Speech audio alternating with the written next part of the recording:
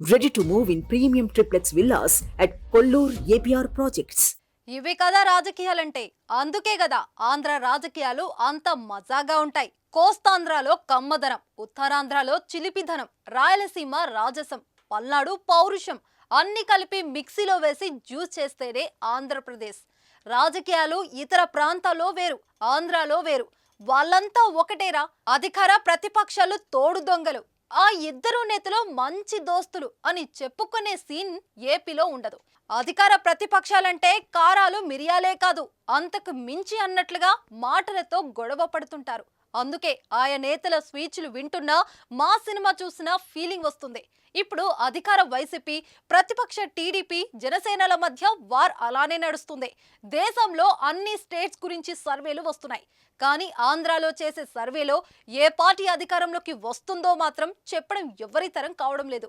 అంత హోరాహోరీగా అధికార ప్రతిపక్షాలు ఎన్నికలో పోటీ పడుతున్నాయి. అసలు విషయానికి వద్దాం.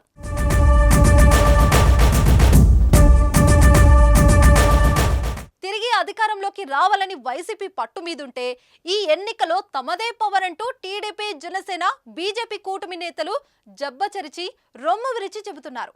టీడీపీ బాస్ చంద్రబాబు మరో టార్గెట్ పై కూడా ఏం చేశారు. ఎలక్షన్లో జగన్ గెలిచినా గెలవకపోయినా ఆ ఎమ్మెల్యే మాత్రం గెలవకూడదనే కసి మీదున్నట్లు ఖచ్చితంగా తెలుస్తుంది.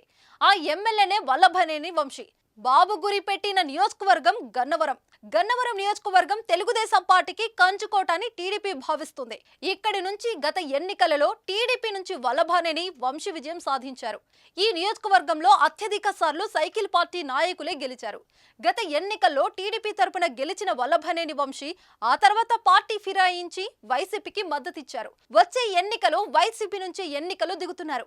ఆ వల్లభనేనినే చంద్రబాబు టార్గెట్ చేసినట్లుగా తెలుస్తుంది. అంతేకాదు, చంద్రబాబు కుటుంబ వ్యవహారంలో వల్లభనేని వంశీ అనుచిత వ్యాఖ్యలు చేసిన విషయం ఎవరు మర్చిపోలేరు.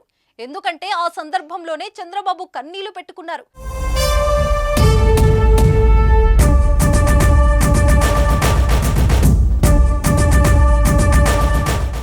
అయితే గత ఎన్నికలో వైసీపీ నుంచి పోటీ చేసిన యార్లగడ్డ వెంకట్రావు కేవలం 837 ఓట్లు తేడాతోనే వంశీ చేతిలో ఓడిపోయారు.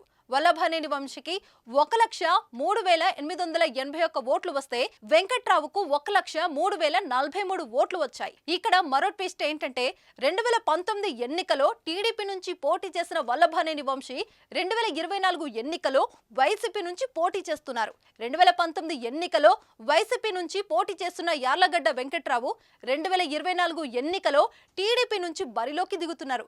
ఇది తెలిసిన వారు ఎవరైనా అంటారు, ఇది కదా ఆంధ్ర రాజకీయం అంటే అని. ఇక్కడ వల్లభనేని వంశీకి చెక్ పెట్టాలని చంద్రబాబు వ్యూహాత్మకంగా వ్యవహరిస్తున్నారు. స్థానికంగా టీడీపీకి పట్టు ఉండడంతో ఈసారి మళ్లీ విజయం టీడీపీ ఖాతాలో పడుతుందని చంద్రబాబు భావిస్తున్నారు. ప్రచారంలో కూడా గన్నవరంపై బాగా ఫోకస్ పెట్టమని తెలుగు తమ్ముళ్లకు బాబు గారు గట్టిగానే చెప్పారట. మరి చూద్దాం గన్నవరం ఏ పార్టీకి వరమవుతుందో.